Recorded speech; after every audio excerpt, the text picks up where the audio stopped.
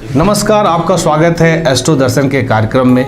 वादे के अनुसार मैं एक बार फिर से आया हूं और जैसा कि हमने लास्ट कार्यक्रम में आपको बताया था कि हमने जो व्हाट्सएप नंबर और ईमेल दिया था उसमें आप अपना जन्म कुंडली का विवरण ले सकते हैं हमारे आचार्य से। तो उसमें आपको करना क्या था, एक अपना डेट ऑफ बर्थ देना था, अपना प्लेस देना था और जन्म का टाइमिंग देना था। बहुतों ने भेजा और सबों को धन्यवाद।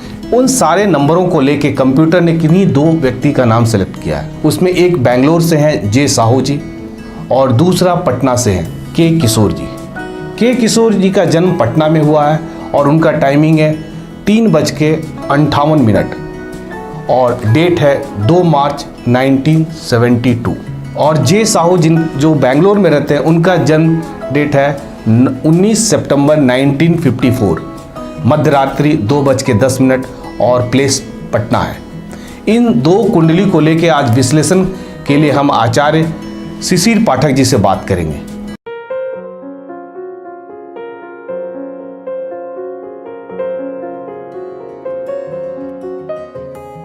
आचार्य शिशिर पाठक जी, आपका फिर से नमस्कार। नमस्कार हिमांशु जी। कंप्यूटर ने दो लोगों का नाम सेलेक्ट किया, एक है के किशोर जी जो पटना उनका बर्थ है और दूसरा है जे साहू जी जो बेंगलोर में रहते हैं। मैं चाहूँगा सबसे पहले आप के किशोर जी का बताइए जो 2 मार्च 1972 का बर्थ है और 3:58 PM है और पटना में उनका बर्थ हुआ है। सबसे पहले तो मैं धन्यवाद देना चाहता हूँ आपका भी और आपके दर्शकों का भी, जिन्होंने इतना अच्छा रिस्पॉन्स दिया हम लोगों के कार्यक्रम को। और हम लोगों ने जैसा प्रॉमिस किया था कि कुछ चार्ट्स का हम लोग एनालिसिस करेंगे, तो उसको लेकर के हम लोग आए हैं। के किशोर जी को ही मैं एड्रेस करना चाहता हूं क्योंकि उन्हीं का चार्ट है। तो के किशोर जी, आपकी जो जन्म कुंडली है वो कर्क लग्न की कुंडली है और कर्क लग्न में जो लग्नेश होते हैं वो चंद्रमा होते हैं। तो सबसे पहले बात कर लें कि लग्नेश चंद्रमा की क्या स्थिति है। लग्नेश कहने का मतलब है कि हर एक किसी भी व्यक्ति का कोई एक ग्रह मालिक होता है, तो चंद्रमा ही आपके लॉर्ड हैं। तो सबसे पहले समझें कि चंद्रमा की स्थिति क्या है कुंडली में। तो लग्नेश होने के साथ साथ चंद्रमा माता के, मन के, जल के, औषधि और इम्यूनिटी के कारक भी होते हैं।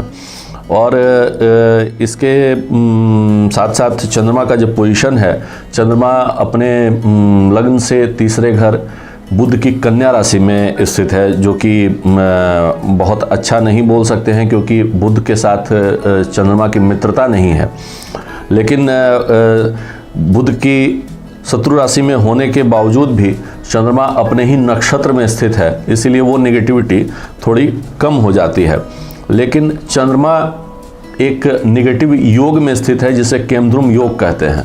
अब बात करने के दौरान हम लोग अगर चीज़ों को स्पष्ट करते चलें तो वो जो जनरल दर्शक हैं उन्हें उनके भी जानकारी होगी और धीरे धीरे चीज़ें समझ में आएंगी। तो केमद्रुम योग एक नेगेटिव योग है।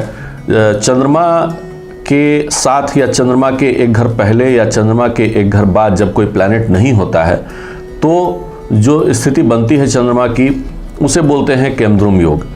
केमद्रुम योग इसलिए नेगेटिव है क्योंकि चंद्रमा बड़ा ही सौम्य प्लैनेट है, बहुत ही सॉफ्ट प्लैनेट है। जैसे कि मन बहुत सॉफ्ट होता है, जैसे कि जल बहुत कि आप थोड़ा भी जल को टच कर दें तो उसमें वेरिएशंस आने लग जाते हैं, उतना ही सॉफ्ट होता है चंद्रमा। इस स्थिति में है केमद्रुम योग में चंद्रमा और शत्रु बुध और राहु से दृष्ट है। मतलब हर एक ग्रह की अपनी दृष्टि होती है, तो बुध की दृष्टि और राहु की दृष्टि इस चंद्रमा पे पड़ रही है। इस कारण से थोड़ी मानसिक अशांति आपको बनी रहेगी। तो ये था एनालिसिस इनके लग्नेश चंद्रमा का। आगे बढ़ें तो नेक्स्ट प्लैनेट हम लोग सूर्य को लेते हैं। तो सूर्य कारक हो जाता है आत्मा का, पिता का, सरकार का, प्राण ऊर्जा जो वाइटलिटी जिसे बोलते हैं, और फेम का। तो इन सब चीज़ों का कारक है। सूर्य इनकी कुंडली में कुटुंब और धन भाव का स्वामी है और ये स्वामी होकर के ये अशुभ अष्टम भाव में शनि की कुंभ राशि में स्थित है। और 27 नक्षत्र होते हैं हिमांशु जी, और उनमें भी मेरा अपना मानना है कि 27 में जो सबसे अशुभ नक्षत्र है वो है शतभिषा राहु का नक्षत्र होता है, उसमें ये जा करके सूर्यदेव स्थित हो गए हैं। तो और कुटुंब में भी कुछ न कुछ विवाद कुछ ना कुछ कंफ्यूजन इनको लेकर के होता रहेगा इस तरह के। कुटुंब सूर्य बोलने से सर, कुटुंब जो वर्ड है ये कितने फैमिली में कहाँ तक जा सकता है? कुटुंब का मतलब होता है आपके माता पिता, पत्नी और बच्चों को छोड़कर जो परिवार है, अच्छा, उसको आप कुटुंब बोल सकते हैं। भाई हो गए, बहन हो गए, चचेरे भाई बहन हो गए, पूरा ही मतलब कि आप अपने पेरेंट्स, वाइफ, हस्बैंड जो भी हैं और प्लस जो किड्स हैं उनको आप एक्सक्लूड कर दें तो बाकी जो भी फैमिली हुआ उसको आप कुटुंब बोल सकते हैं। तो वहाँ पे थोड़ा कन्फ्यूज़न रहेगा धन के मामले में इस सूर्य के कारण। आगे बढ़ें, नेक्स्ट प्लैनेट हम लोग मंगल को लेते हैं। मंगल फैक्टर होता है भाई का, पैशन का, डिटर्मिनेशन का, साहस का। तो ये मंगल अपनी स्वराशि में मेष में स्थित है और कर्मस्थान, पिता स्थान, सरकार एवं समाज के स्थान में पंच महापुरुष राजयोग का निर्माण कर रहा है। रोचक नामक पंच महापुरुष राजयोग, फिर एक नया टर्म आ गया, तो मैं चाहूँगा कि इसे एक्सप्लेन कर दूँ कि नाम ही है पंच महापुरुष। तो पंच जो है इसका मतलब है कि 5 ग्रहों के द्वारा ये बनता है।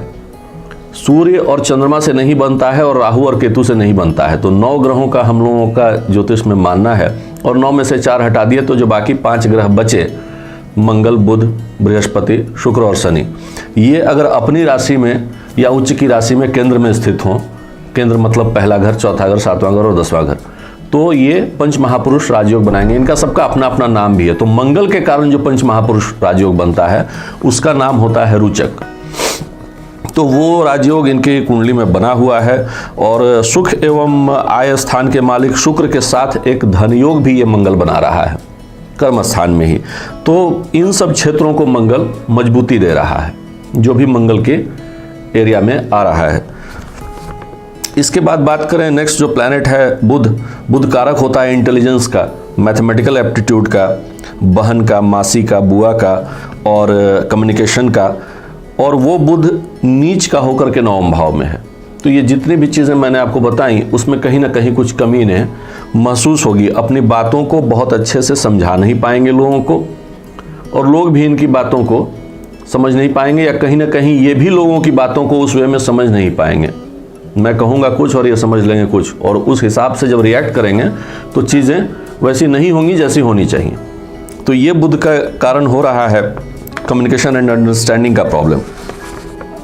आगे बढ़ें तो नेक्स्ट प्लैनेट हम लोग बृहस्पति को लेते हैं। बृहस्पति के पास बहुत सारा पोर्टफोलियोज है, बहुत सारा डिपार्टमेंट्स है।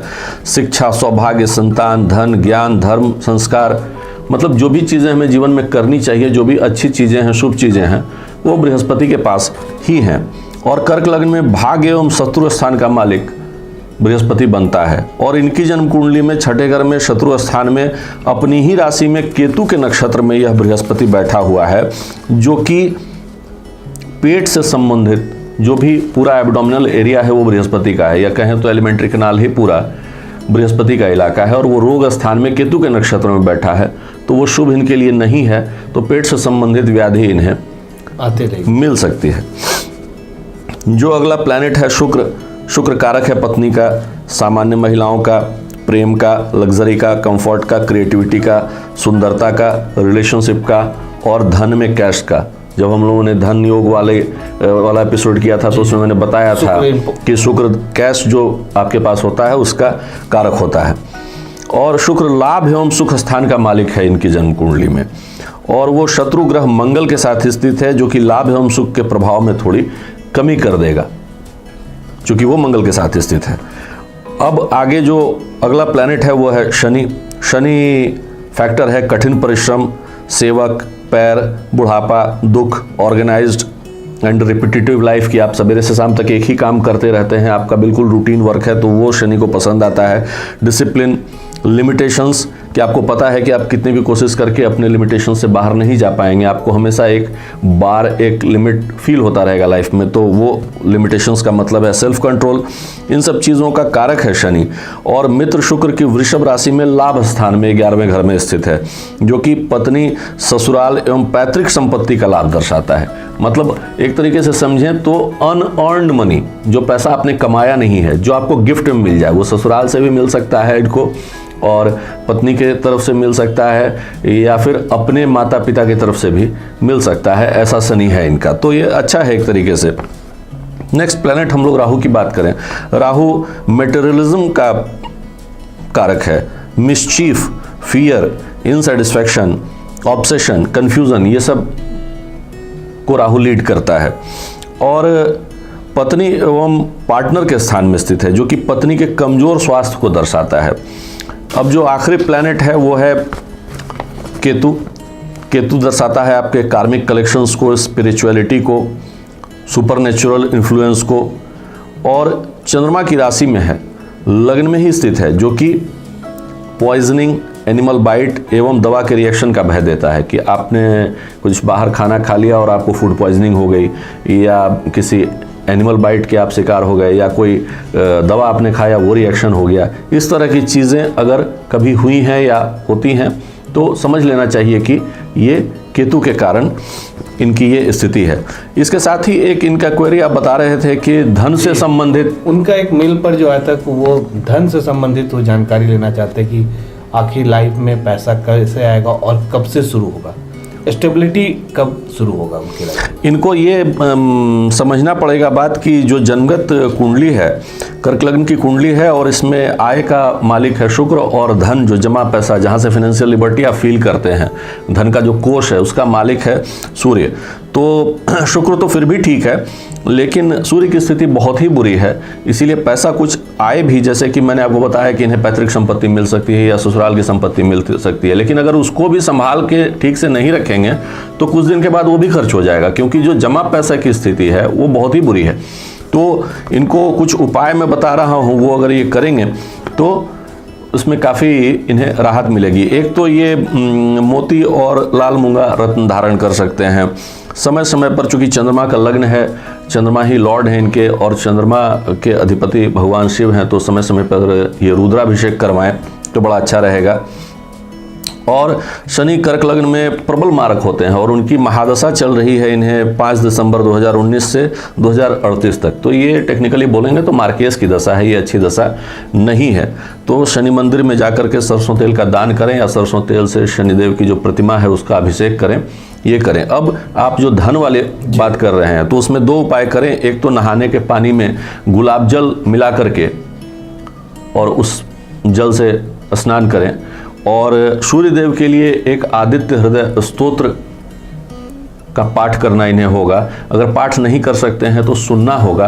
प्रत्येक दिन सवेरे पूजा पाठ करने के बाद या तो पढ़ लें तो बेस्ट है, या पढ़ने में दिक्कत है तो उसे यूट्यूब या कहीं पे भी 3 टाइम्स सुनना पड़ेगा या 3 टाइम्स पढ़ना पड़ेगा। तो और गाय को गुड़ और रोटी खिलाएं, तो ये सब करने से इनका सूर्य थोड़ा अच्छा होने लगेगा, और तब जाकर के जो धन की समस्या है वो खत्म होगी।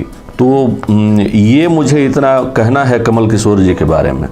जी, जैसा कि आचार्य शिशिर पाठक जी बताए कि सूर्य का वीक होने के कारण इनके धन में थोड़ा सा आने में परेशानी हो रही है, तो इन्होंने बहुत अच्छा बात बताया, बहुत से उपाय बताए कि ऐसा करने से उनके लाइफ में धन का भी स्रोत बढ़ जाएगा। तो मैं चाहूँगा कि अगर कमल किशोर जी हमारे प्रोग्राम को देख रहे हैं तो उसको ज़रूर से ज़रूर करें, और वो जो उनकी परेशानी थी धन को लेके वो वास्तव में खत्म हो जाएगी। बने रहें thetimesmedia.com पर। आप हमें फेसबुक और यूट्यूब पर भी देख सकते हैं।